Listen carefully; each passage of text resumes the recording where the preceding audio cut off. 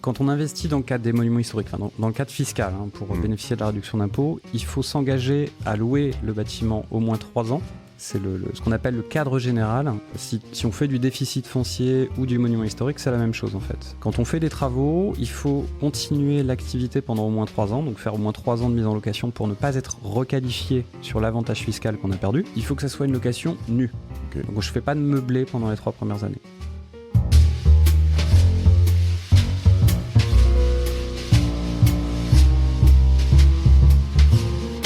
Salut, je suis Mathieu Stéphanie et je vous présente La Martingale, un podcast qui vise à explorer le monde de la finance personnelle pour comprendre comment gagner à tous les coups, qu'on ait 200 € par mois à investir ou 5 millions sur son compte en banque. On va pas se mentir, c'est un peu ambitieux, mais les faits sont là. Jusqu'à maintenant, j'ai pas pris le temps de m'intéresser à tous ces sujets et il est temps que ça change. Alors abonnez-vous, des éclairages gratuits, ça commence par là.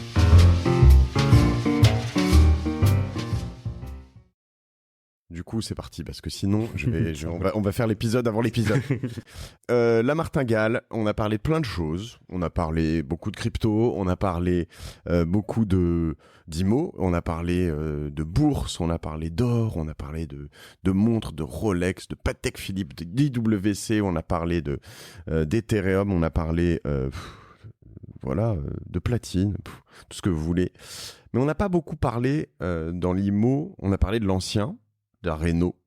Je fais désormais, tu vois, la différence entre un marchand de biens et un promoteur, tu vois, ce qui n'était pas si simple pour moi, tu vois, pour te dire. Mais il y a un truc dont on n'a pas parlé encore.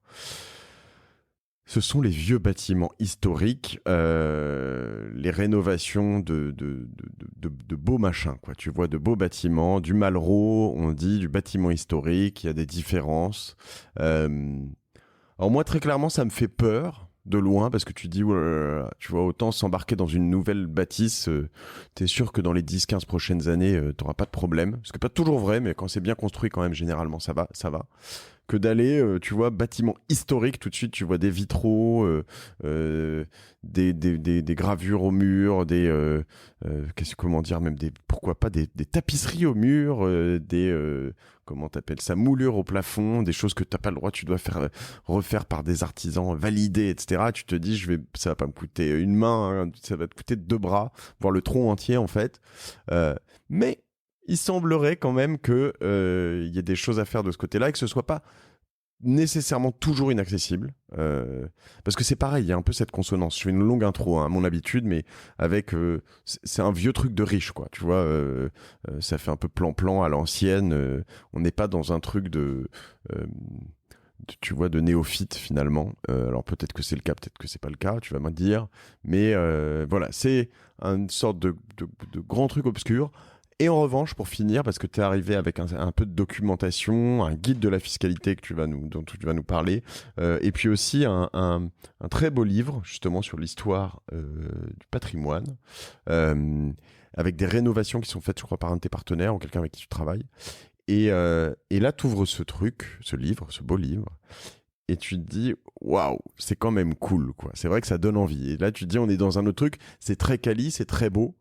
Et donc ça doit valoir très cher. Donc voilà, en gros, la question que je vais me poser, que je vais te poser, et tu la connais déjà, parce que tu étais là-dessus, c'est ce que tu allais dire, c'est ok, ça coûte cher, peut-être, mais est-ce que ça peut rapporter un peu, beaucoup, passionnément, à la folie.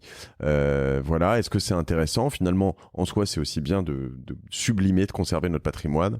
Donc voilà, ça fait beaucoup de questions d'un coup. Mathieu, t'es prêt? Ça te va? Le programme est bon? Et tu vas aussi me parler un peu de Pinel, parce que je suis assez critique sur le Pinel et la pinellisation des particuliers. Et donc, tu me dis que ce n'est pas que ça, donc je demande à voir, tu vois, comme quoi je suis ouvert au débat. Heureusement d'ailleurs, parce que sinon je ferais pas ça. Par quoi on commence? Tu m'expliques ce que tu fais toi, rapidement, et après on va sur le Malraux ou les monuments historiques. Ok? Très bien. Et pourquoi tu étais légitime sur le sujet d'ailleurs? Est-ce que j'étais sélectionné? Non, ça fait quelques années que je m'intéresse fortement à la partie monument historique, Malraux, donc ce qu'on va appeler la vieille pierre, en quelque sorte, dans le cadre des investissements. Moi, mon travail, c'est conseiller en gestion de patrimoine. Je travaille dans un gros groupe français aujourd'hui. On fait différentes choses, du financier, de l'immobilier, de l'art. On parlait d'Arnaud tout à l'heure. Institut du patrimoine, pardon, je cite, parce que tu es quand même là aussi pour ça. Institut du patrimoine, et le groupe s'appelle le groupe Patrimophie, c'est ça, hein? C'est bien ça. Ok, très bien. Tu me disais 5 plus gros groupes de conseils en gestion de patrimoine en France. Ouais, aujourd'hui, ouais, alors pour la partie financière, on gère à peu près 1 milliard d'actifs. On fait de l'immobilier, donc de toutes sortes, hein. Donc ça peut aller de la Pinel jusqu'à le monument historique, du LMP, on pourra peut-être en parler aussi. Location meublée professionnelle cette fois-ci. Voilà, tout ce qui est SCPI et autres. On fait de l'accompagnement de dirigeants, on fait de la gestion de trésorerie d'entreprise. Enfin voilà, il y a plein de choses. Tout ce qui touche à la gestion de patrimoine. Donc on est vraiment très large sur tout ce qui va toucher à la gestion, en essayant de rester indépendant. C'est-à-dire qu'on est affilié à aucune grande maison en parallèle, donc on reste indépendant. Et notre travail aujourd'hui, c'est de s'associer avec des gens qui font le même travail pour avoir le plus de poids possible sur le marché.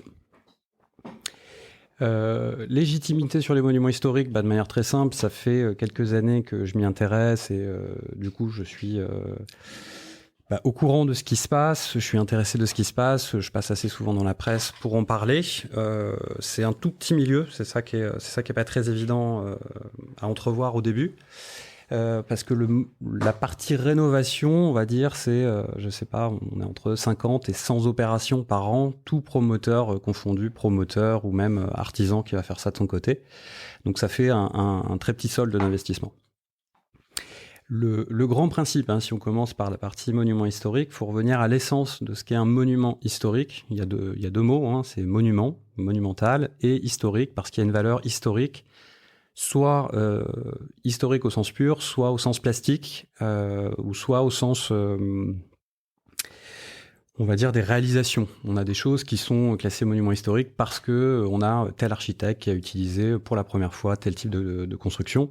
Et donc, on peut se retrouver avec des choses assez fabuleuses. On a eu... Récente, genre compte 2 ans et c'est un monument historique? Alors, 2 ans, non, j'irai pas jusque-là, mais moi, j'ai vu des bâtiments des années 60. Les premiers centres, je crois que c'était EDF ou SNCF, un truc comme ça, mais là où il y avait les premiers ordis, donc avec des murs carrément ouverts pour laisser passer l'air. Et donc ça fait partie aussi du monument historique. Et quand on a la chance de retravailler ça, on a beaucoup plus de liberté que si on va travailler sur un château, comme on peut le voir aussi en parallèle. Oui, parce que évidemment, monument historique, on a une tendance à penser Versailles, quoi. Donc ça peut être un gros bâtiment. J'ai appris récemment ce qu'était que le brutalisme, par exemple. Donc un peu tendance soviétique. Il y en a qui sont des monuments historiques protégés, etc. Ouais. Dès l'instant qu'il y a une originalité ou une essence qui va définir un courant. C'est moi, un bon bloc de béton, ça doit être moins chiant à entretenir que... Peut-être pas forcément d'ailleurs, ouais. D'accord. On peut avoir de toutes choses. L'origine, pour bien le situer quand même, on va faire un petit peu d'histoire. J'espère qu'il n'y a pas trop d'historiens, parce que je ne suis pas non plus le plus pointu du monde. Mais, ça veut dire que tu vas raconter des conneries, ça. Non, c'est pas des conneries. Mais il y aura peut-être des contextes. Voilà. On contextualise. Sur le contexte, le monument historique, c'est la fin de la Révolution française, 1789. Donc, on a un roi qui tombe, on a une nation qui reprend le pouvoir, et l'homme étant l'homme, il y a un peu de saccage, il y a du vol, il y a plein de choses qui disparaissent et qui s'abîment. Et donc, dans les années suivantes, les premiers que l'on a, c'est 1830, c'est Prosper Mérimée et Vité, donc qui sont les deux principaux acteurs. Eux, qu'est-ce qu'ils font? Ils font le tour de France pour aller justement classer les monuments qu'on appelle à l'époque les biens nationaux. C'est-à-dire qu'on cherche à classer ce qui fait l'histoire du patrimoine français. J'avais je la retrouverai tout à l'heure, j'avais une super phrase, mais je vous la redonnerai un petit peu après. Donc le but de ce Tour de France, c'est vraiment d'aller classer les monuments qui racontent l'histoire de la France, ne pas les perdre, parce qu'on était en train de les perdre, les châteaux étaient dépouillés, on enlevait les pierres pour construire des maisons traditionnelles, donc on perdait tout cet historique français, ce qui fait la valeur et la force d'une nation aussi. Donc ça, c'est vraiment l'origine.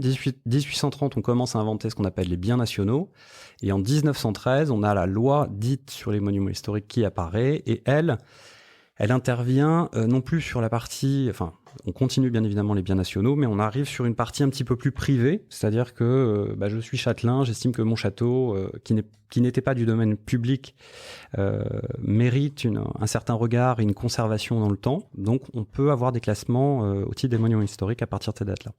Donc on est sur une très très vieille loi qui a très peu changé depuis 1913, ça fait plus de 100 ans que ça existe. Et le principe qui nous intéresse aujourd'hui, c'est que si j'ai ce type de bâtiment, donc je ne suis pas obligé d'avoir le bâtiment en totalité, hein, je peux acheter un appartement dans une résidence et j'achète la pierre en l'état, donc la ruine, et je fais des gros travaux. Les travaux sont déductibles de l'assiette imposable. Pour faire simple, c'est comme si je les enlevais à mes revenus. Donc le gros intérêt, bien évidemment, c'est les tranches hautes, 41, 45, voire plus avec les CHR. Je fais 100 000 de travaux, je suis à 45. C'est cher. Contribution sur les hauts revenus. Pardon. D'accord. Donc on est vraiment quand même sur un spot qui va, ne serait-ce que par sa construction fiscale, être intéressant pour les gens qui gagnent beaucoup d'argent. Oui, c'est optimisé. Plus les revenus sont importants, plus c'est optimisé. Bien évidemment, plus je suis sur des tranches hautes, plus je gagne. Après, moi j'ai certains clients qui se refusent de faire du Pinel, du neuf, du bâtiment tout carré et compagnie. Et quand on leur explique qu'ils peuvent investir dans un patrimoine qui a cette valeur justement de monument historique, il y a un côté culturel qui plaît énormément. Et là, on regarde un petit peu moins l'aspect fiscal, mais plus l'aspect de l'opération. Je prends souvent ce parallèle avec les sacs à main. Prix d'un Longchamp et prix d'un Hermès, on est à 200 euros chez l'un et à 2000 euros chez l'autre. Sauf que le sac Hermès, vous allez pouvoir le transmettre de génération en génération. C'est un peu l'essence et le but de la chose. D'avoir quelque chose qui a une vraie valeur, qu'on distingue du marché et qu'on pourra transmettre dans le temps. Très bien.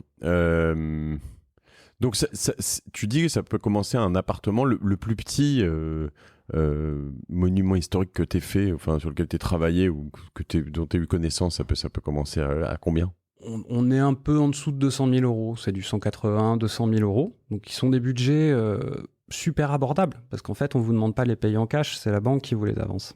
Et là, c'est un point qui est exceptionnel aussi, c'est qu'on accède à du patrimoine de qualité et de valeur sans en avoir les moyens forcément au moment de l'acquisition, puisque c'est la banque qui va s'occuper du financement. Mais la banque, pour un bien à 200 000 euros, il faut quand même avoir un certain revenu, quoi. Je veux dire, tu fais pas ça à 22 ans, premier job, si t'as pas un gros apport. Tout dépend du job. Ok.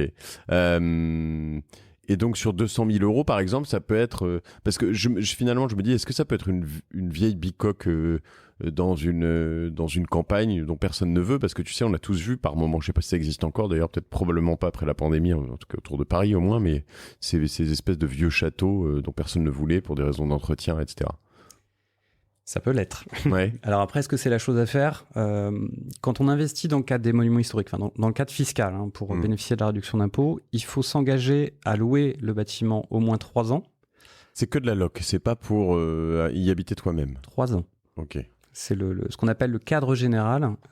Si on fait du déficit foncier ou du monument historique, c'est la même chose en fait. Quand on fait des travaux, il faut continuer l'activité pendant au moins 3 ans, donc faire au moins 3 ans de mise en location pour ne pas être requalifié sur l'avantage fiscal qu'on a perdu. Ça a du sens, sinon je le ferai à titre personnel. Et tu peux le louer à n'importe qui? Un hôtel? Tu peux le louer ou c'est une location à des particuliers? Il faut que ça soit une location nue. Okay. Donc je ne fais pas de meublé pendant les 3 premières années. Par contre, dès la 4e, rien ne m'empêche de le passer en meublé. Je comprends pas toutes ces règles, moi. Tu sais pourquoi on dit certains, quand tu es en location meublée, tu es défiscalisé LMNP. Quand tu es là, on te dit qu'il faut faire du nu. Enfin, pourquoi? Je la refais très simple. Ouais. Y a 2 régimes de location. Il y a la nue et meublé. Ouais. Donc, c'est 2 régimes totalement différents. Quand tu es en location nue, tu fais ton chiffre d'affaires, ce que tu as gagné en loyer. Tu enlèves tes charges. La gestion, les assurances, la taxe foncière, un peu de charge de copro, et tu as un bénéfice ou un déficit. Quand tu es en meublé, c'est exactement le même calcul, sauf que tu rajoutes une charge supplémentaire qui s'appelle l'amortissement. Je prends la valeur de mon bien et je suis entre 70 et 85% de cette valeur que je peux amortir. Donc pour faire simple, quand je fais du nu, généralement pendant 20 ou 30 ans, je ne suis pas fiscalisé sur le bénéfice que je vais générer puisque je ne vais pas faire de bénéfice. J'ai l'amortissement que j'ai payé en fait, mais je peux le passer. C'est un arrangement comptable qui existe depuis toujours. Il parle de le requalifier assez souvent, mais il ne s'est toujours pas requalifié. Okay. Et donc ça, c'est un gros avantage, c'est que ça te rajoute une charge qui t'évite l'impôt sur les loyers que tu perçois. Donc là, tu le loues en nu pendant 3 ans et après, tu peux soit continuer si tu es content, soit y habituer, le revendre, faire ce que tu veux. Exactement. On a respecté le cadre de la loi qui est de 3 ans passé le dernier déficit foncier imputé. Donc, déficit foncier, c'est j'ai enlevé à ma base imposable, pour faire simple. Bon, alors là, ça peut paraître finalement assez simple. T'achètes un vieux truc, tu le retapes avec tes ouvriers habituels, et puis tu loues 3 ans, et puis voilà. Mais c'est trop beau, et ça peut pas être comme ça, parce que j'imagine, on est d'accord, que tu peux pas le retaper comme tu veux. Tu peux pas remplacer tes moulures par un bon truc comme il faut. Tu peux pas mettre un toit en ardoise si c'est un toit chaume. On est d'accord, j'imagine que c'est le blindé de contraintes. C'est blindé de contraintes parce que justement, on est dans un caractère de conservation de l'histoire du bâtiment et de son essence. Donc, on peut effectivement pas faire ce qu'on veut. Après, quand on fait de la réhabilitation, on est aussi obligé de le remettre en condition d'habitabilité moderne. C'est-à-dire qu'on doit respecter, alors on n'est pas au BBC, mais enfin bâtiment à basse consommation, mais on s'en rapproche. C'est-à-dire que si on avait des petites fenêtres toutes cassées, parce que généralement quand on récupère c'est ça, on est dans l'obligation de refaire les fenêtres, mais on peut s'arranger dans certains cas, faire un double vitrage, recréer une isolation thermique, tu peux avoir en effet, j'imagine... des panneaux solaires sur le toit, peut-être pas quand même. Je pense pas. Non, mais en effet, alors souvent, d'ailleurs, quand même, ces vieilles bâtisses sont bien isolées, notamment au niveau des murs, des toits, etc. Parce qu'à l'époque, peut-être pas toujours, je te vois te marrer, mais non, pas toujours. Non, pas forcément. Et c'est aussi un des problèmes sur la valeur. On arrivera peut-être sur les notions de valeur et de coût tout à l'heure, mais c'est des travaux qui sont lourds et importants, et bien souvent, on perd des mètres carrés. Parce que quand on récupère un vieux bâtiment, il faut l'isoler. Donc généralement, l'isolation se fait par l'intérieur, pas par l'extérieur. Et du coup, ces couches d'isolation vont te faire perdre des mètres carrés. Donc en termes de valeur, c'est quelque chose qu'il faut regarder aussi. Tu perds un petit peu de mètres carrés. Et forcément, le mètre carré a de la valeur. Et en plus, des mètres carrés qui coûtent un peu plus cher que quelque chose de normal. Est-ce que tu peux me donner un projet, mettons, à 200, 300, 500, 1 million, peu importe, c'est juste pour avoir une... Alors, mettons pas 1 million parce que ça va nous faire peur, mais un projet comme ça, tu achètes à temps, en moyenne, dans ce que tu as vu, enfin, hypothèse... Non, mais je sais, c'est pas facile de faire une moyenne, je te vois grimacer, mais un truc qui peut me... Est-ce qu'on est dans des eaux où...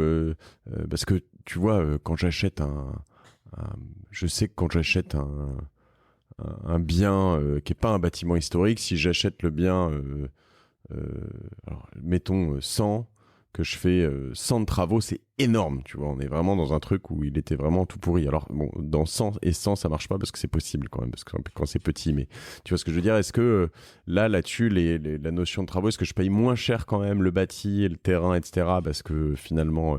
il y a moins de marché, les gens en veulent moins, et puis on sait que ça va coûter plus cher. Est-ce que je paye ça plus cher, mais je loue beaucoup plus cher parce que voilà. Est-ce que tu peux m'expliquer un peu les fondamentaux là-dessus ? Les fondamentaux, ils sont compliqués parce qu'il n'y en a pas forcément. Il faut revenir à comment ça se compose. En fait, on achète un foncier en l'état. Alors le foncier en l'état, soit il vaut le prix de marché parce que je suis dans Paris et je suis dans le Marais, je vais payer le même prix que le voisin. Ou alors, je peux le payer beaucoup moins cher parce que je suis en province et en fait, le bien appartenait à la mairie et la mairie dit, voilà, moi, j'arrive pas à l'entretenir, je le revends à un promoteur à 1 euro du mètre. Le promoteur fait sa marge, je vous le revends. Donc là, je vais l'acheter pas cher au mètre carré. 1 euro du mètre, c'est possible ? J'accentue un peu le trait, mais oui, on doit pas en être loin des fois. Mais là, l'avantage, c'est que le foncier comparé à la maison d'en face, je vais peut-être l'acheter 20 ou 30 ou 50 ou 70% moins cher. Le foncier. Par contre... Le foncier, c'est quand même... Le foncier, c'est le bien dans l'état. Le bien dans l'état. Donc ça, juste, moi j'ai une petite lumière qui s'allume. On parle de rachat à un service public ou des choses comme ça. Donc généralement une mairie, une région, quelque chose comme ça. Et en fait, ils n'ont pas forcément les moyens de l'entretenir. Donc ils se disent, tiens, on va le larguer ce machin. Hop, je le coupe de mes biens. Ça se trouve où ça ? Ça se trouve difficilement. C'est pas sur le Bon Coin ? C'est pas sur le Bon Coin, non. Il y a un site qui répertorie tous les monuments historiques de France. On peut mettre ça sur le Bon Coin, je l'ai dit, mais bon. On peut en trouver, c'est possible. Peut-être que les gens sont pas forcément au courant de la valeur de ce qu'ils ont entre les mains, mais s'il y a un arrêté de classement des monuments historiques, on bénéficiera de l'avantage fiscal. D'accord. Après, des fois, les bâtiments sont dans un tel état. Mais tu dis, on trouve où ? Donc il y a des sites spécialisés ? Non, il y a des. Alors, on peut l'avoir quand on a des très très bons contacts avec des notaires ou certains organismes et qu'on est un peu chasseur de ce type de biens.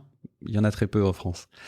Aujourd'hui, la facilité, c'est d'aller voir un conseiller en gestion de patrimoine qui, lui, va avoir des contacts auprès de promoteurs. Tu as des promoteurs qui sont spécialisés. Je suis obligé de passer par le promoteur pour le racheter à la mairie ? Je peux pas l'acheter moi à la mairie ?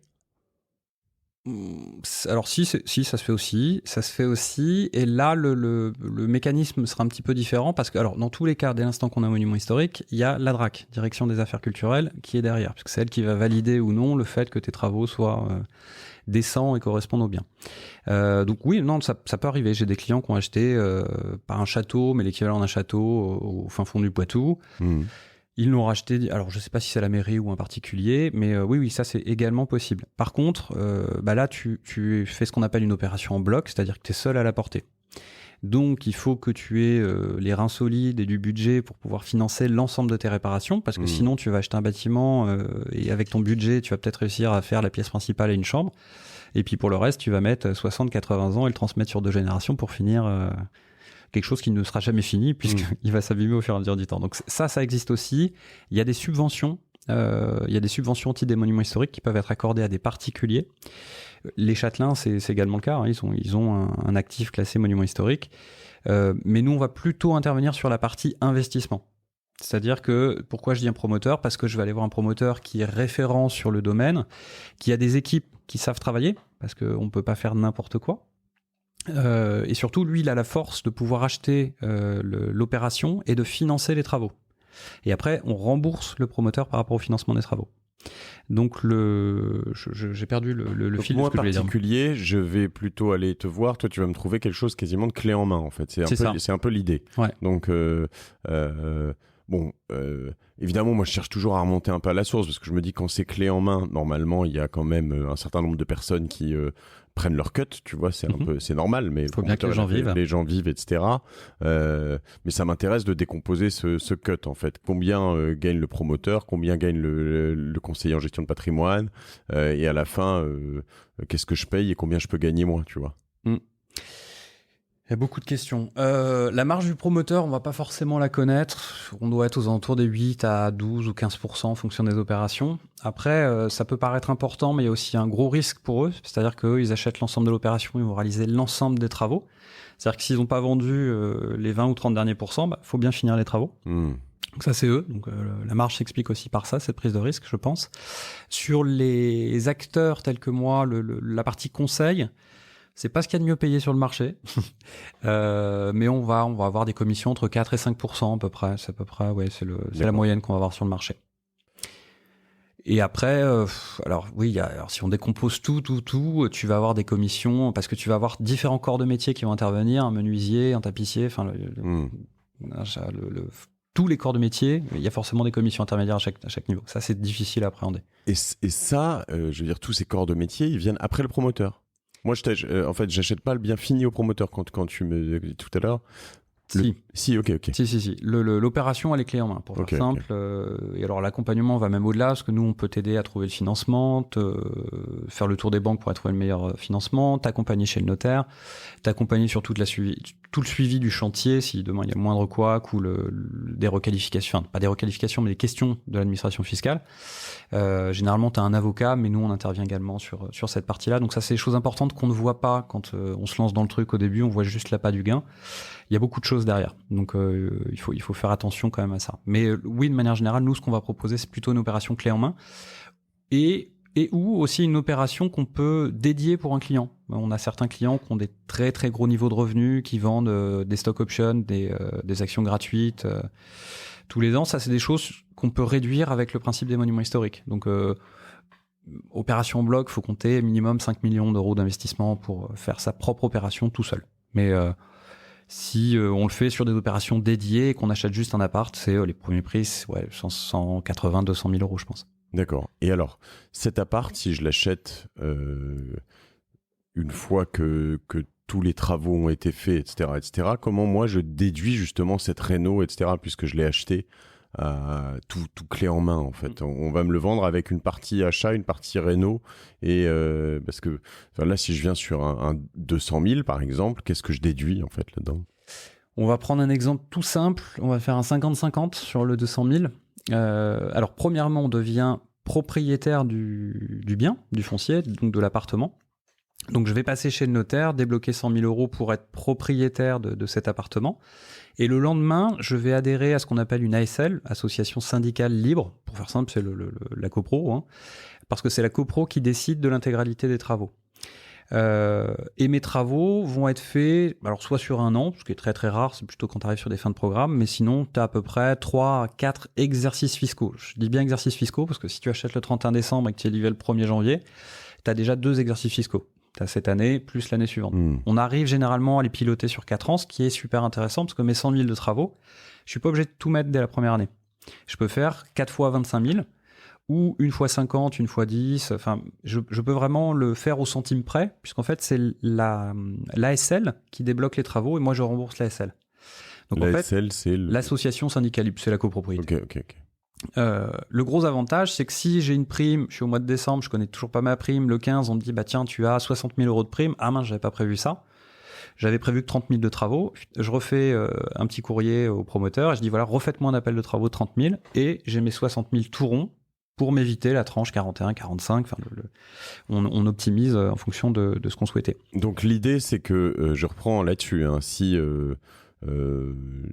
j'ai 25 ou 20 000 euros de mon salaire qui est dans la tranche la plus haute d'impôt, je peux dire, en fait, sur ces 4 années, si ces 20 000 correspondent à un quart, donc les 80 000, bah, je vais dire, c'est 20 000 sur la tranche la plus haute, on les compte pas, enfin, ils sont supprimés par les 20 000 en face, donc je vais économiser 40% de 20 000, en gros, 40-45%. Bah, enfin. Si tu es sur la tranche la plus haute à 45, tes 20 000 te font 9 000 euros de réduction d'impôt. D'accord. Hop, t'achètes une montre. D'accord, ouais. Très bien, donc du coup, tu peux vraiment économiser de manière très concrète. Si tu es sur des tranches moins hautes, évidemment, c'est moins intéressant. Mais ça peut réduire à la fin, finalement, l'achat, le prix d'achat de...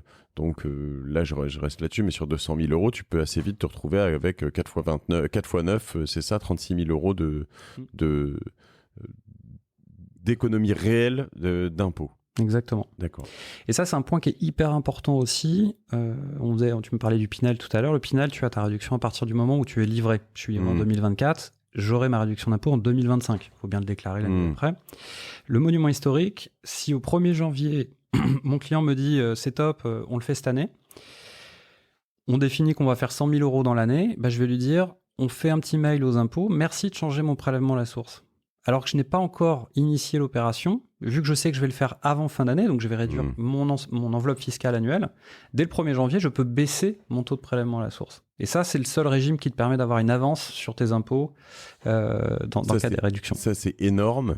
Alors après, moi, j'ai toujours en face cette crainte, et c'est le truc que je vois sur le Pinel, c'est qu'en fait, ces 36 000 euros d'économie que je fais, souvent, les conseillers en gestion de patrimoine, dont tu ne fais pas partie parce que tu es quelqu'un évidemment de très honnête, vont me vendre un bien qui vaudrait 164 000 euros. Ils vont me le vendre 200 000 euros comme par hasard. Ils vont me dire non, c'est un peu plus cher, mais t'inquiète, tu vas économiser tes 36 000 euros. Donc moi, je suis un gros pimpin. Et voilà. Et c'est ce qui m'agace sur le Pinel. Et je voudrais savoir évidemment comment je sais, parce que à la limite, comment je sais là-dessus, quel est le prix réel, comment je sais, comment je me fais bien accompagner là-dessus, tu vois. L'accompagnement, je vais pas en parler puisque c'est moi, Ouais. mais de manière générale, moi, je j'aime pas le doute, donc je sors toujours mon tableur Excel, je mets des chiffres, je fais des comparaisons de marché, c'est ce que j'ai là. Parce que c'est une réalité, hein, tu vois ce que je dis. C'est-à-dire clairement. qu'il y a eu beaucoup sur le neuf de gens qui disent oui, tu le payes un peu cher, mais tu vas le récupérer en impôt, mais à la fin, je vais revendre mon truc avec mes 36 000 euros d'impôt en moins, je vais le revendre 170 000 balles, tu vois. Et je veux éviter ça, évidemment, tu vois. Ouais, alors sur la revente, point important parce qu'on n'en a pas parlé. Ouais. Il y a une obligation, la seule contrainte réelle, on va dire, des monuments historiques, enfin hormis l'aspect rénovation-construction, c'est l'obligation de détenir le bien 15 ans. Alors, détention ou transmission, c'est-à-dire que... Pour tes 4 ans de remise d'impôt, là, tes 36 000 euros dont on parle par exemple là, si tu les détiens pas, si tu le vends au bout de 14 ans, hop, tu vas devoir rembourser ton... Pas la totalité, il y a une négo à faire avec les impôts à ce moment-là, mais voilà, c'est dans le texte de loi, il faut le garder au moins 15 ans, le garder ou le transmettre à sa famille. D'accord. Ça reste dans le cadre familial, donc là, t'as pas de requalification. Et pour être totalement transparent, sur l'aspect revente, je prenais tout à l'heure l'exemple du sac Hermès qu'on va se transmettre de famille en famille. Pour moi, c'est un peu le cas quand on achète ce type de bâtiment. On peut faire de l'investissement immobilier pour faire de la renta, il y a des choses qui existent pour ça. Là, on achète une part du patrimoine national, du patrimoine français. Donc, on le fait pas purement sur l'aspect rémunération et autres. Il y a quand même une notion d'éthique qui est derrière et il y a une notion patrimoniale. Donc moi, je conseille très souvent mes clients de vous dire c'est un bien de fonds de portefeuille, vous allez le garder à vie et le transmettre. C'est un peu l'essence de la chose. L'avantage, on a la réduction d'impôt immédiate. Attention, au moment de la revente, quand je revends, j'ai acheté mon bien 100 plus 100 de travaux. Le jour où je le revends 200. Admettons la 16e année, je le revends 200. Sauf que l'administration va me dire, attendez, vous avez déclaré 100 000 de travaux, donc vous avez eu un avantage fiscal. Donc vous ne pouvez pas les réimputer. Donc mon prix de vente, ça sera 200, et mon prix d'achat, en comparaison, 100. pour la plus-value, c'est 100. Donc j'ai 100 de plus-value. Et donc là, ce que j'ai gagné au début, je vais quand même en reperdre une partie à ce moment-là. Donc, on fait pas ce type d'opération en se disant c'est une opération de marchand de biens. C'est pas un aller-retour. Ouais, c'est pas du quick. Hein. Ouais. Ok, et si je me mets dans un... Est-ce que je peux... je me projette, je me dis, tiens, je vais trouver une maison, je vais l'acheter avec des potes, ou je sais pas, enfin une SCI, je sais pas si ça marche aussi dans ce cadre, à 2 heures d'une grande ville, j'habite à Montpellier, à Lyon, à Bordeaux ou à Paris, et puis, allez, 1h30, parce que 2 heures c'est quand même loin, et puis je l'achète, elle est pas monument historique, est-ce que je peux... Elle a 2-3 siècles, elle est belle, elle est un peu vieille. Quand même, il faudrait la protéger. Est-ce que je peux essayer de faire en sorte qu'elle soit classée ? C'est possible, ça ? Oui, la demande de classement existe. C'est long ? C'est long et complexe, il faut compter 3 à 5 ans. Ah oui. Ouais. Parce qu'il y a de l'histoire, il y a la fameuse DRAC, Direction Régionale des Affaires Culturelles, qui va intervenir. La mairie, ça peut ne pas l'arranger. Pourquoi ?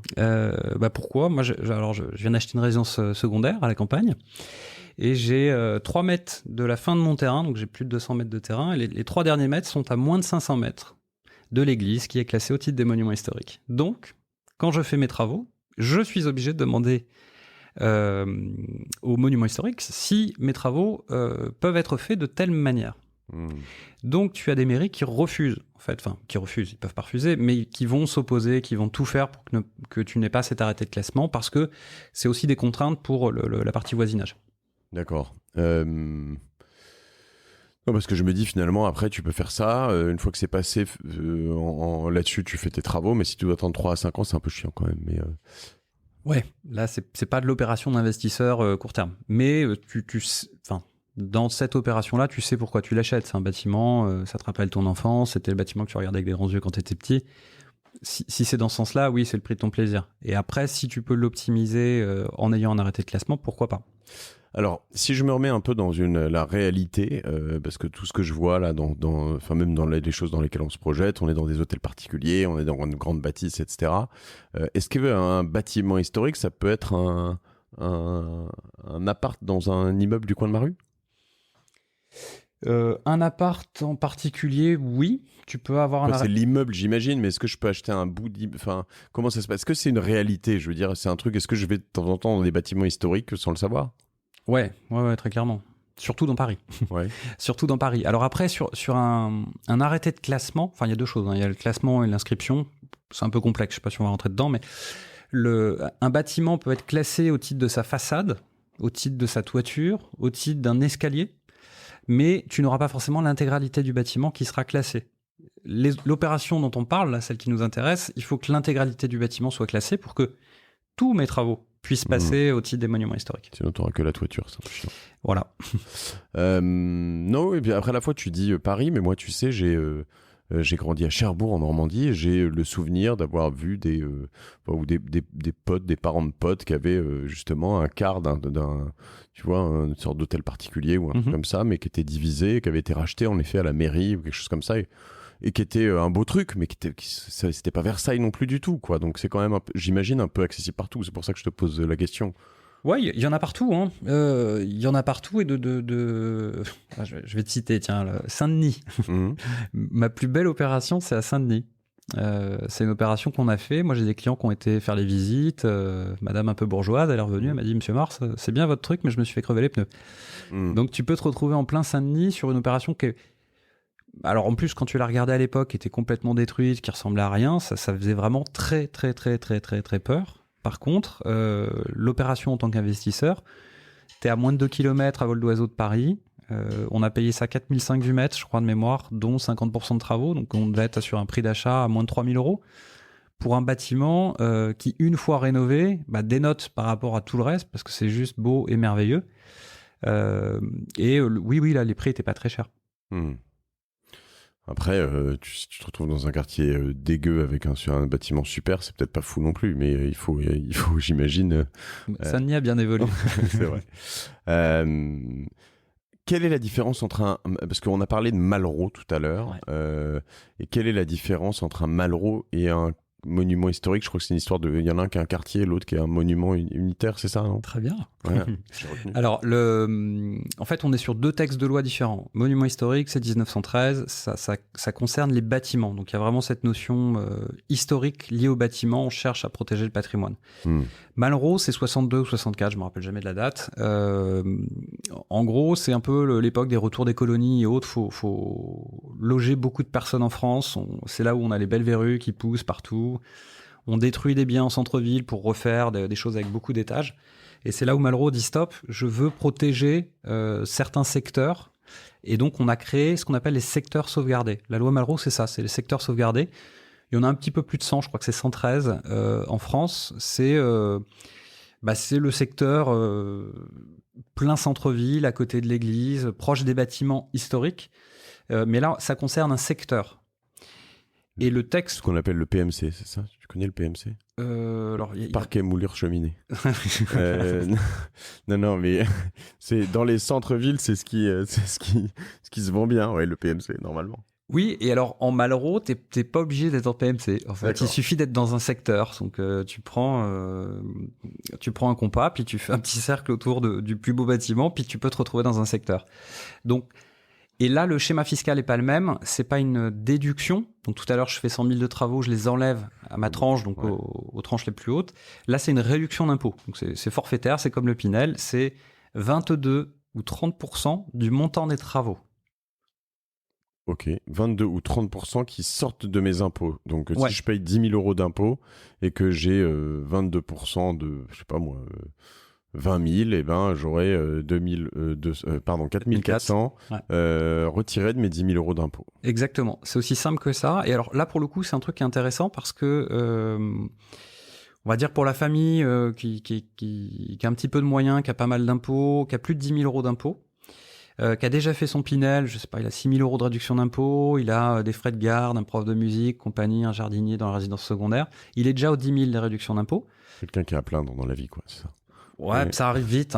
Prof de sport, tout ça. Voilà. Ouais. mais ça peut arriver assez vite. Bah du coup, là on est hors plafond. C'est pas encore arrivé chez moi, mon prof de sport, jardin, piscine, tout ça. Faut la résidence secondaire. Faut qu'on bosse ensemble, Mathieu. Il va falloir que tu m'expliques des choses. Et là, pour le coup, c'est hors plafonnement des 10 000 euros. Donc c'est super intéressant pour des gens qui pensaient ne plus pouvoir réduire leurs impôts de manière simple. Et là, on peut le faire sur une opération immobilière. Et c'est pareil, on ne mobilise pas le cash, c'est toujours la banque qui prête, et on le fait sur des durées longues.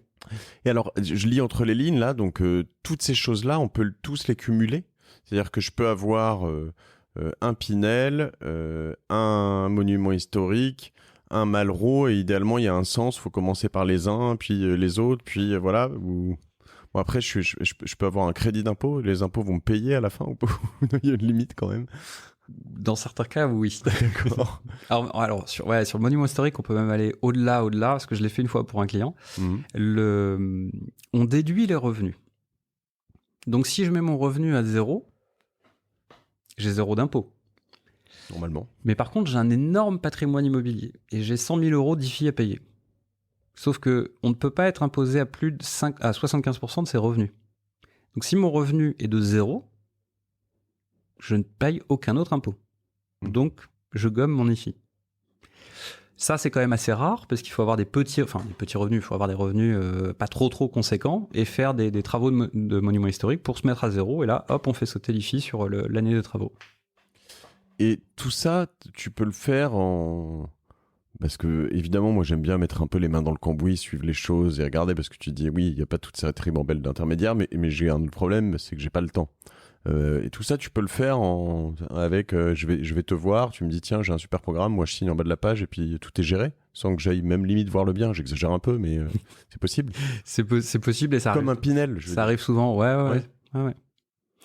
Ça arrive souvent. Alors moi, j'aime bien aller faire une visite sur place avec les clients ou aller visiter les biens sans client parce que j'ai un peu d'historique dans le truc, donc les promoteurs me connaissent bien. Donc souvent, je suis un peu alerté en avance des programmes qui vont sortir. On essaye de faire une visite pré-commercialisation pour que je puisse m'imprégner du bien, voir un petit peu l'environnement, et que je sois rassuré pour le présenter à mes clients, tout simplement. Donc oui, à la question, il suffit de signer en bas de la page, c'est tout à fait possible, et c'est également souvent le cas. Et alors, comment je sais? Parce que bon, évidemment, je vais venir voir Mathieu Mars à l'Institut du Patrimoine. Je me dis, bon, street cred à 100%. Le mec fait partie du groupe Patrimophie. On y croit à mort. Je suis en confiance. Ok, mais comment, je sais que toi, je peux te faire confiance, mais comment aussi je sais que je peux faire confiance à d'autres? Comment? Parce qu'il y en a, enfin, tu vois, on va parler un peu de Pinel, mais moi, je l'ai vu, je l'ai vécu moi-même, tu vois, de mes yeux, avec des gens en face qui m'inspiraient la confiance, qui d'ailleurs, pour certains, étaient pas des voleurs. Ils étaient juste des incompétents, tu vois. Et ils me disaient, ils essayaient de me vendre j'en ai parlé plein de fois ici, mais je veux revenir là-dessus, mais un Pinel qui avait aucune valeur, avec, je reviens toujours, ce fameux truc à Bron, en banlieue de Lyon. Je suis jamais allé à Bron, mais je suis pas sûr que ce soit terrible. Surtout, enfin bon, après, on peut miser sur l'avenir de Bron, à la limite, très bien. Honnêtement, je parle pas du tout en connaissance de cause, donc c'est vraiment très hypothétique ce que je dis. Tout ce qui est pas hypothétique, c'est que quand j'ai vu les plans, il y avait un mur à 1 mètre ou 1,50 m de la fenêtre, potentiellement la seule et unique fenêtre qu'il y avait dans l'appart, j'exagère, mais pas loin, je pense. Et voilà, et donc au premier étage. Et il me dit, mais non, mais tu t'en fous. T'achètes pas un bien immobilier, c'est de la finance et de la défisque. Et ça, c'est pas vrai, tu vois. Ça, c'est pas vrai, c'est de la bêtise. C'est-à-dire que j'achète un bien immobilier à la fin, qui aura une vie avec des gens qui vont vivre dedans ou qui ne voudront pas vivre dedans parce qu'il est tellement pourri que personne ne voudra vivre dedans. Et je pourrais pas le revendre parce qu'il est tellement pourri que personne ne voudra l'acheter, tu vois. Donc c'est pas de la défisque, c'est enfin voilà. Et comment je fais? Alors là, ça semble évident, mais il y a un moment des gens qui sont très compétents. Comment je fais pour savoir que j'achète au bon prix? Comment je fais pour savoir comment? Bah, tu l'as dit, hein, d'un côté, il y a la bêtise, de l'autre, il y a le bon sens. Le bon sens, il est assez simple, hein, c'est savoir ce qu'on achète, donc peut-être aller au-delà d'un plan. Alors moi, j'aime pas trop se dire on se projette pour vivre dedans, parce que quand t'es une famille avec 3 enfants et que t'achètes un studio, tu peux pas te projeter. Mais oui, quand t'achètes un bien immobilier, il faut regarder son environnement.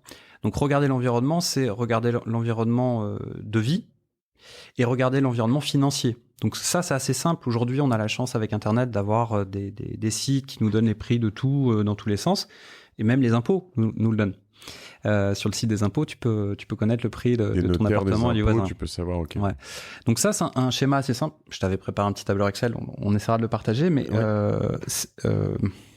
Alors, on le partagera. Où est-ce qu'il est?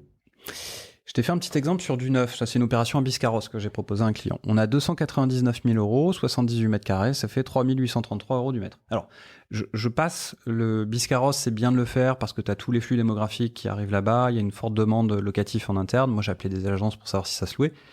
On a eu une opération qui a été livrée l'année dernière. Tous les lots qu'on avait vendus, on avait un locataire au moment de la livraison. Donc ça, c'est des éléments que nous, on maîtrise. Je passe pour la partie sélection. Maintenant, on regarde la partie prix. Donc, j'ai bien un prix d'acquisition, 3 833. Je vais le comparer. Je fais un meilleur agent ou je sais plus ce que j'ai fait, enfin un site Se Loger. Je regarde ce qu'on a dans l'ancien. J'ai trouvé un bien 228 000 euros qui fait 75 mètres carrés. Donc 228 versus 299. Ouais. Là, tu me dis, mais dis non, c'est 70 000 euros plus cher. Ouais.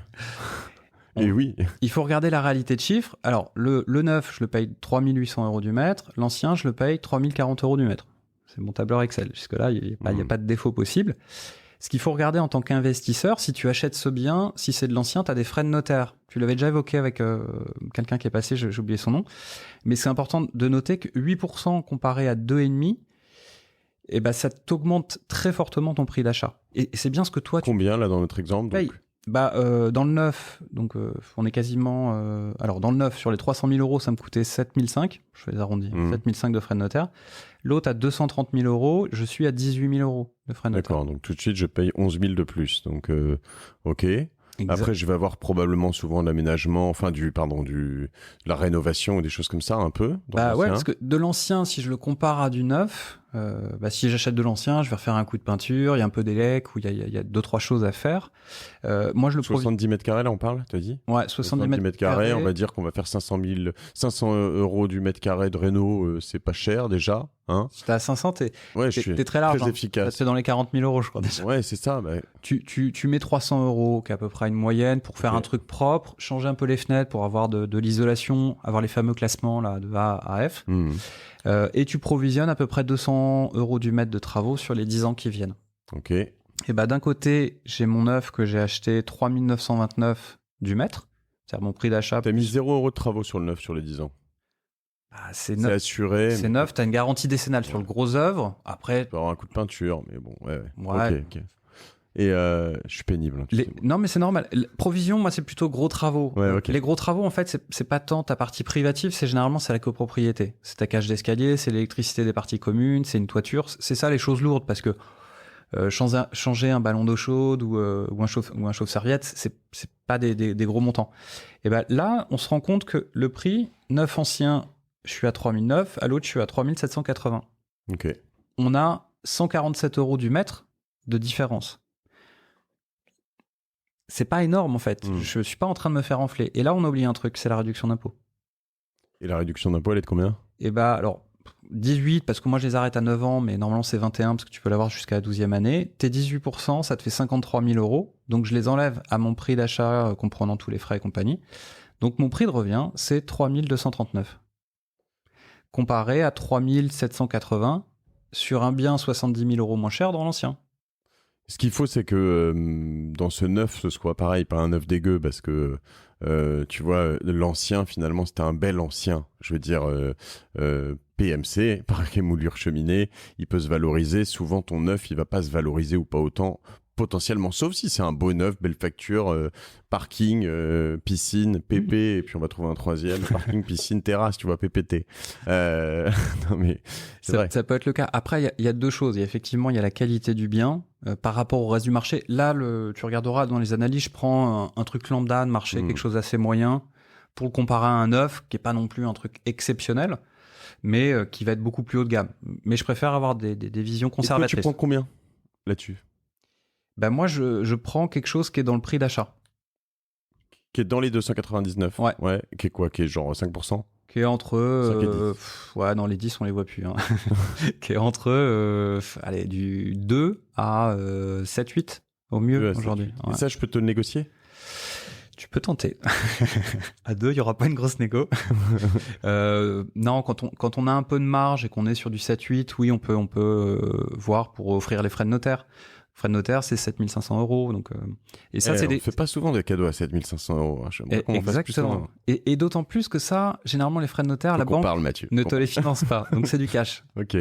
Ça va en faire des montres. Hein, tu vois. Voilà. Donc, ça c'est un très bon élément pour comparer mon prix, pas d'acquisition, mon prix de revient. Et juste pour comprendre, j'ai pas envie de te shortcuter évidemment, mais ça peut se trouver en direct ou c'est toujours vendu via des conseillers en gestion de patrimoine ? Non, c'est en direct. Alors là, on est sur le Pinel. Hein.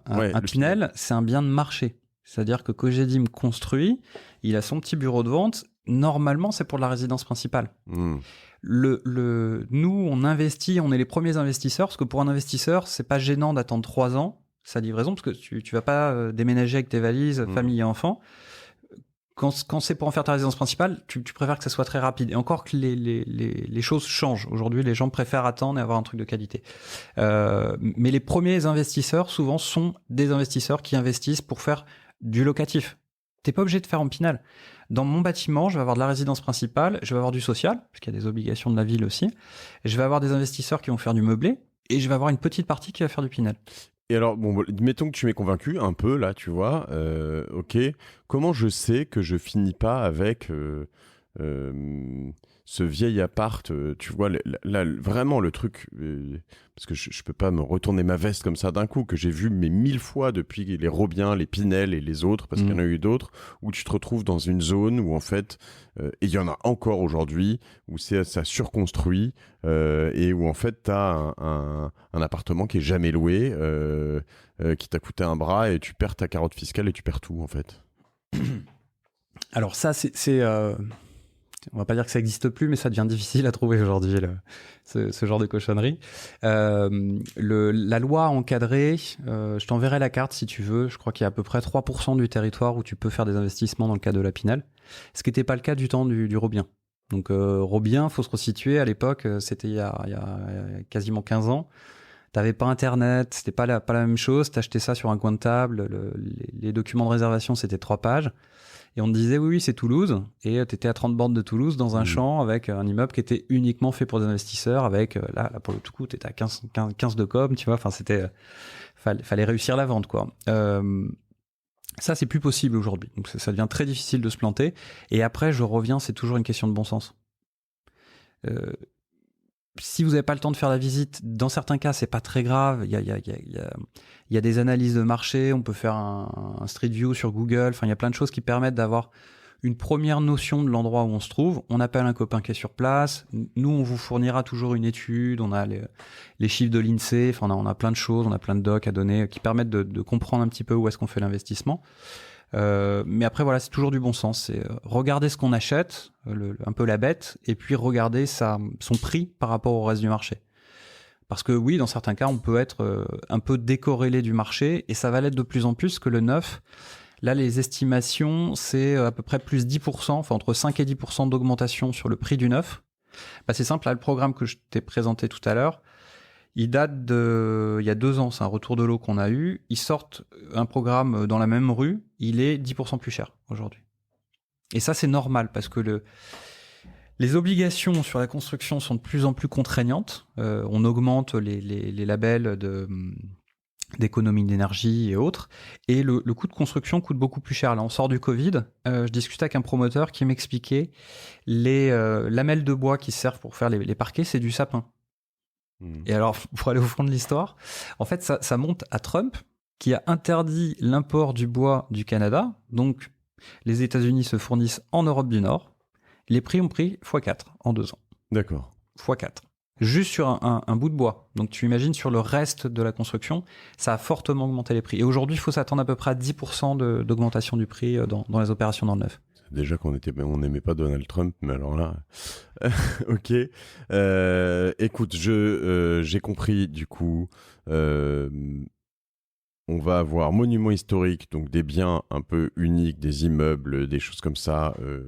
Voilà, et donc là-dessus, je peux économiser en particulier sur la rénovation que je vais retrancher à mes revenus. Le Malraux qui concerne des zones entières, donc 113 zones en France, que je vais pouvoir retrancher sur les travaux aussi, mais pas sur mon revenu. On entend une petite scie, là, tu l'entends au fond, c'est pas très grave. Sur les... pas sur mes revenus, mais mes impôts directement. Sur quelques années à chaque fois, hein, sur 4 ans max. 4 ans à max, les deux.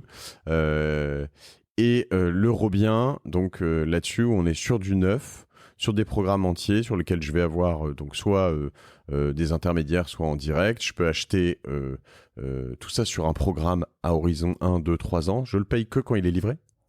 Ouais, alors je précise, c'est Pinel. Hein. Robien n'existe plus. Excuse-moi, Pinel, oui, comme j'en ai parlé tout à l'heure. Le Pinel, voilà. Oui, Pinel, ouais, c'est... alors, généralement, oui, on s'arrange pour commencer enfin, quand c'est par un prêt, hein, mais on commence le remboursement de son prêt au moment de la livraison. Où on peut commencer à payer les intérêts sur les sommes qu'on a débloquées. Parce que j'achète cette année, je vais débloquer 30% pour l'ouverture de chantier. Et je vais débloquer en fonction du premier étage, deuxième étage, clos couvert et machin. Soit je commence à payer mes intérêts sur ce que j'ai débloqué, soit je reporte tout à la livraison. On a le choix, ça se négocie avec la banque, ça c'est simple. Et sur un Pinel, comme ça, pas forcément celui de Biscarros, mais pour me rendre compte, je peux trouver quand même des Pinel sur lesquels je vais avoir le loyer qui va couvrir mon emprunt ? Non, non, je rigole, mais non, c'est impossible aujourd'hui. L'immobilier, enfin, faut juste comprendre le marché. L'immobilier, il a fait x2, x3 en 15-20 ans. Les loyers, non. Donc la fameuse qu'on appelait l'opération blanche avant, j'achète 100, j'ai 1000 d'échéance de prêt, j'ai 1000 de loyer, super. Sauf que ça, c'était à des époques où on avait une inflation de 5, 6, voire 10%. Aujourd'hui, c'est totalement impossible. C'est totalement impossible. Le rendement immobilier est beaucoup trop faible pour couvrir une échéance de prêt si elle finance 100% du bien. Si on fait de l'apport, ça peut se gérer. Mais ouais, non, l'opération blanche. Ou alors, il faut aller sur des marchés de province, type Saint-Étienne ou autre. On va payer 1005 du mètre avec une bonne rentabilité locative.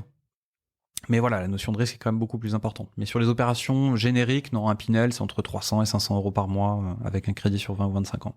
Donc ça me coûte 300 à 500 euros et le reste est couvert par le loyer, c'est ça? Loyer et réduction d'impôt. Et réduction d'impôt, ok.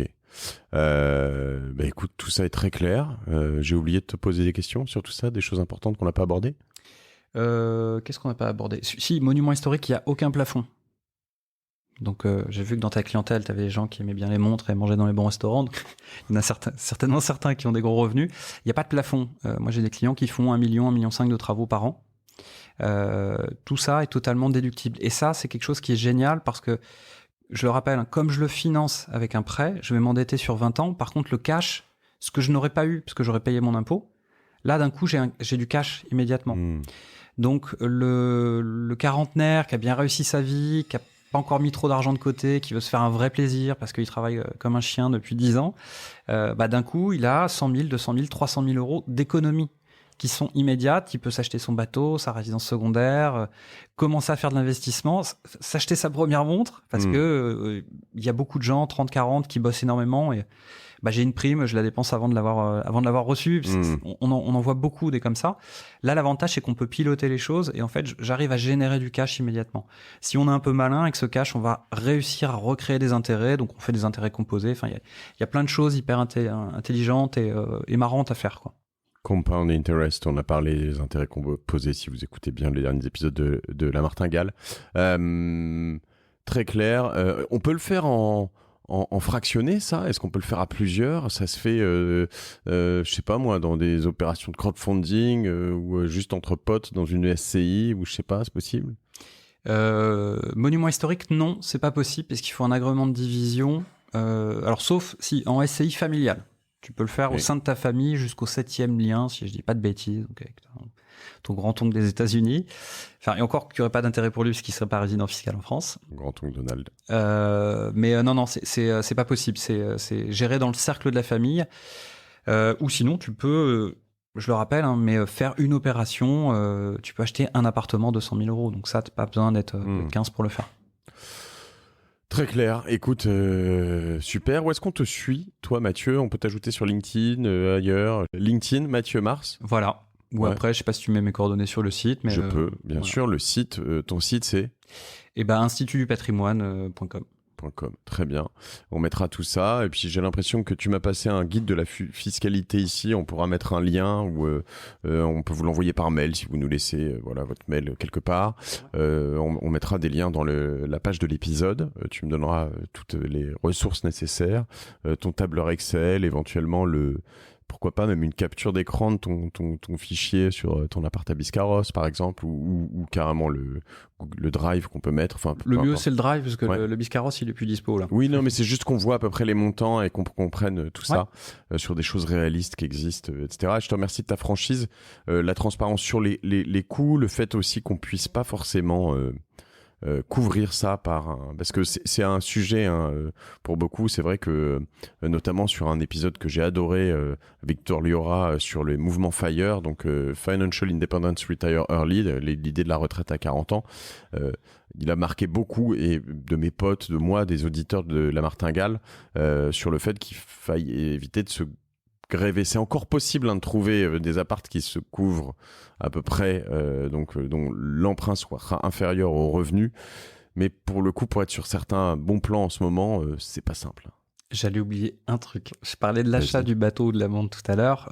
Moi, j'ai beaucoup de clients à qui je fais du monument historique qui ont renégocié tout leur crédit sur la résidence principale parce que les taux sont super bas. J'avais du 15 ans, je l'ai rabaissé à 8 ans pour avoir un taux 0,75. Sauf que je suis au taquet de mon endettement, je ne peux plus rien faire. Si tu lances un monument historique, alors il faut bien négocier avec la banque pour le financement, le cash que je vais récupérer, je fais un remboursement anticipé sur ma résidence principale. Tous les intérêts et l'endettement que je mets sur ma résidence principale, je paye mon capital, mais mes intérêts sont déductibles de rien. Donc mieux vaut faire un transfert de dette sur une opération de création de valeur, type monument historique, je récupère du cash, je fais un remboursement anticipé sur ma résidence principale, et plus rapidement, je vais me retrouver avec une capacité à lancer de nouvelles opérations. Ça, c'est un point hyper important aussi. Donc plutôt que d'investir, de mettre l'apport typiquement sur le monument historique, je vais essayer de rembourser ma résidence principale un peu plus tôt si j'ai un peu d'argent. Ou même si le truc c'est moi ce que je rencontre souvent c'est le client qui a de très bons revenus, qui a acheté le super appart dans Paris, mais qui a plus rien parce qu'il a tout mis pour faire sa renégo de prêt. Donc il a plus de cash, il a plus rien, il peut plus partir en vacances avec les enfants et sa famille. Là, en lançant un projet de monument historique, du cash tu en récupères, c'est l'impôt que tu ne payes pas. Et comme c'est sans limite, tu peux gommer 10, 20, 30, 100 000, 300 000, 500 000, 1 million d'euros d'impôts. Cet argent-là, tu le récupères pour faire un... Alors, t'en profites un peu, hein, faut toujours penser à ça, et tu fais un remboursement anticipé sur ta résidence principale. Et du coup, tu rediminues tes échéances de prêt, tu regagnes un peu de souffle dans la vie. Il y a beaucoup de gens, en fait, je sais pas si t'en as rencontré beaucoup, mais moi j'en vois beaucoup qu'on fait des renégos, mais beaucoup trop brutes sur les résidences principales, et ça, c'est un moyen de se redonner un peu de souffle, parce qu'on récupère du cash immédiatement. Écoute... Je dois dire que j'ai vu quelques personnes qui ont fait ça, j'y ai réfléchi moi-même et en fait, c'était pas toujours si intéressant parce alors je les ai faites il y a quelques années, moi, mes renégos, et en fait, à la fin, quand il te reste, je sais pas, il me reste plus beaucoup de temps, du coup, en fait, économiser 0,3% sur tes 3 dernières années, en fait, ça te coûte plus cher, limite, parce que la banque te prend des frais aussi. Le remboursement anticipé. Anticipé et tout. Donc, c'est pas tant le gain des 0,3, c'est plutôt ça se trouve, tu lances une opération, alors tout dépend de ton montant d'impôt, mais si ça correspondait, par exemple, à tes 3 dernières années de remboursement de prêt, d'un coup, t'as 0. Tu peux rembourser par anticipation tes 3 années. Et t'es à 0 en endettement, hormis ton opération de monument historique, et tu repars à 0 pour faire de l'investissement. Et là, tu fais du monument historique, de la Pinel, du meublé. Enfin, il y a plein de choses qui peuvent être vues, mais ne pas avoir tout mis dans sa résidence principale. Passionnant, Mathieu, merci.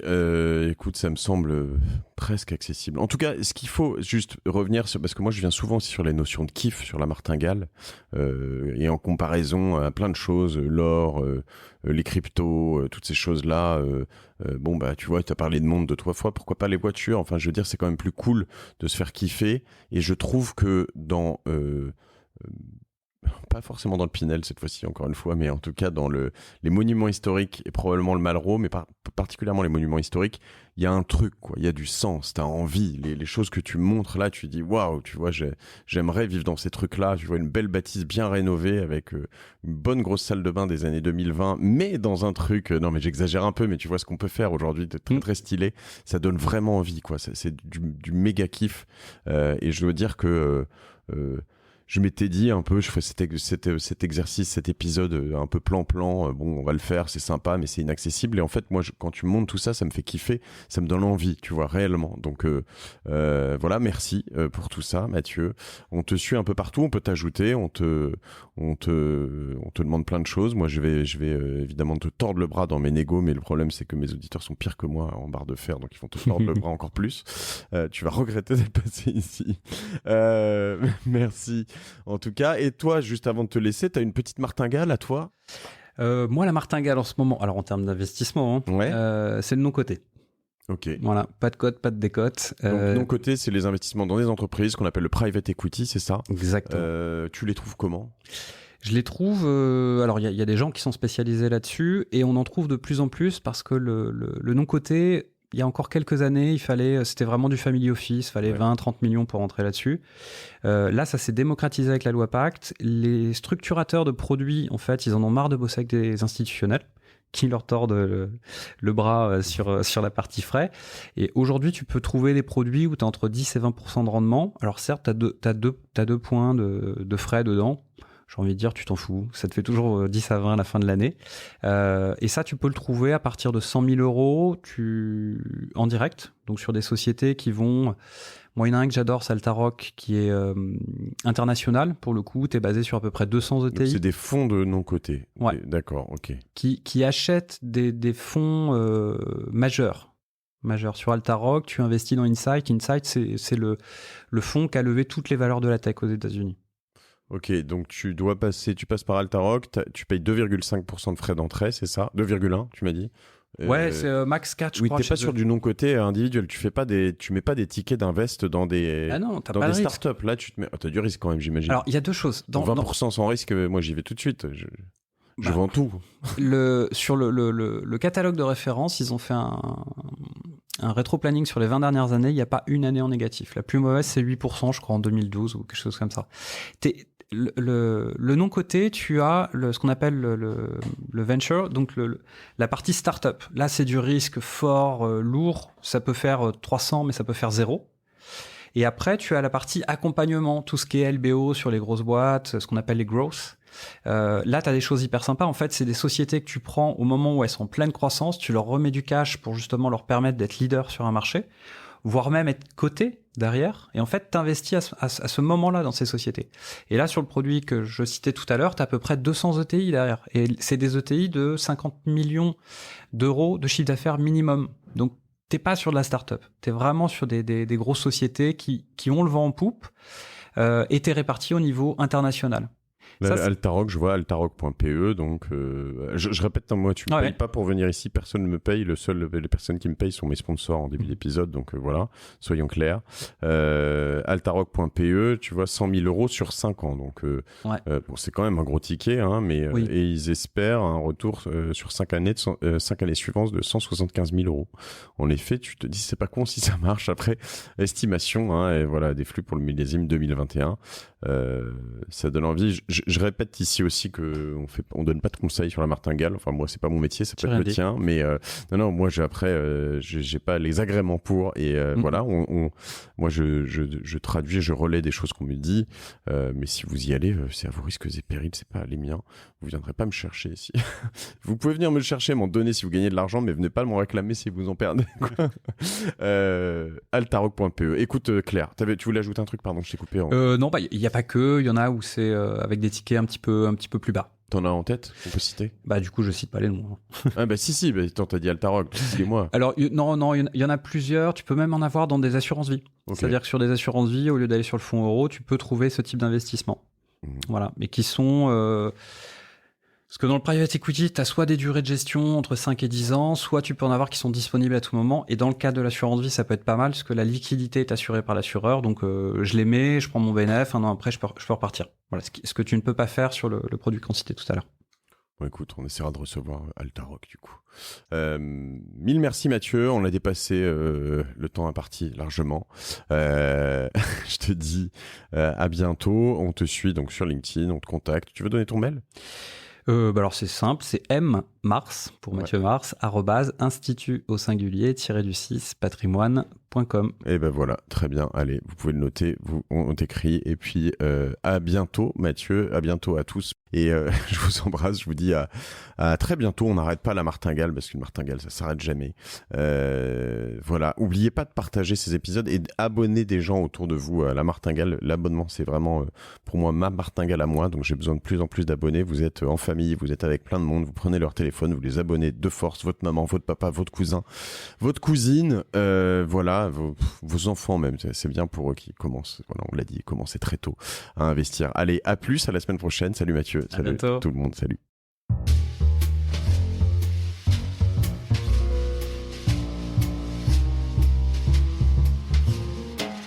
Merci d'avoir écouté La Martingale jusqu'au bout. Si cet épisode vous a plu, n'oubliez pas de le partager autour de vous, de vous abonner à la newsletter sur lamartingale.io et si vous trouvez 5 petites minutes, de mettre une note 5 étoiles ainsi qu'un commentaire sur Apple Podcast. Ça nous aide beaucoup pour remonter dans les classements. La Martingale est produit par Cosa Vostra, une agence de conseil tech et créative qui accompagne ses clients dans leur stratégie digitale pour qu'ils gagnent en visibilité, en singularité et en efficacité. Je remercie toutes les équipes pour la production. Je vous retrouve dans 15 jours. Je suis Mathieu Stéphanie et je vous dis merci.